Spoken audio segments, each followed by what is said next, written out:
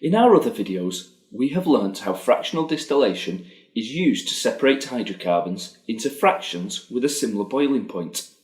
In this video, you will learn the names of some of the most important fractions and their uses. As you are now aware, large hydrocarbons have higher boiling points and so are removed at the bottom of the fractionating column. Smaller molecules condense higher up the column.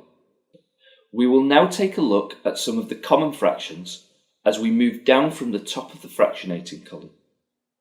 Some of the smallest molecules are between 1 and 4 carbons in length. This fraction has such a low boiling point that it is still a gas when it is removed from the very top of the fractionating column. This fraction is known as refinery gas or bottled gas. Bottled gas because it can be stored in bottles under high pressure. You could well have seen bottles of propane or butane running barbecues or heaters in your home, and these are examples of the refinery gas fraction. Petrol is between 5 to 7 carbons in length. It is still a fraction of small chain hydrocarbons, and therefore these vaporize at a low temperature and are easily ignited. This makes it useful as a fuel in the internal combustion engine of a car or other vehicles. Naphtha is not such a useful fuel, but it is a valuable source of organic molecules which can be cracked to make more fuels or form alkenes. Alkenes can be turned into polymers, and polymers can make plastics which are used in our everyday lives. Kerosene has an important use as a fuel for jet engines, in aircraft and even in some rockets. Kerosene is also called paraffin in some parts of the world and is a common fuel burnt in paraffin or kerosene lamps used for lighting.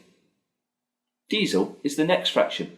It is a common fuel in cars, vans and lorries.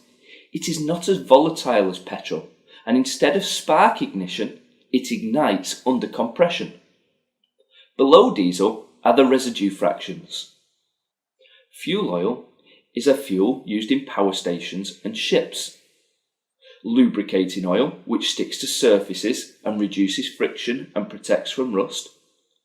And finally, waxes, which along with the oils can be used for polishing surfaces. The very bottom fraction is bitumen.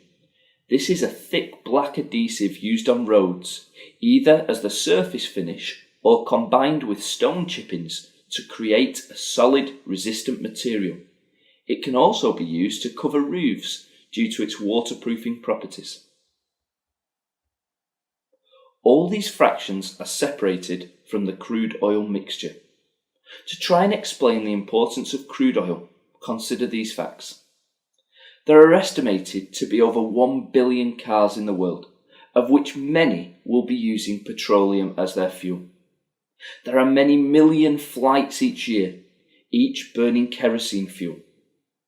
Not forgetting the mass of plastic that is made and used each day for products and their packaging.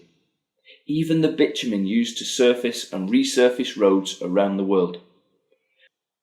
As you can see, crude oil contains many useful products that just need to be separated from the crude oil mixture.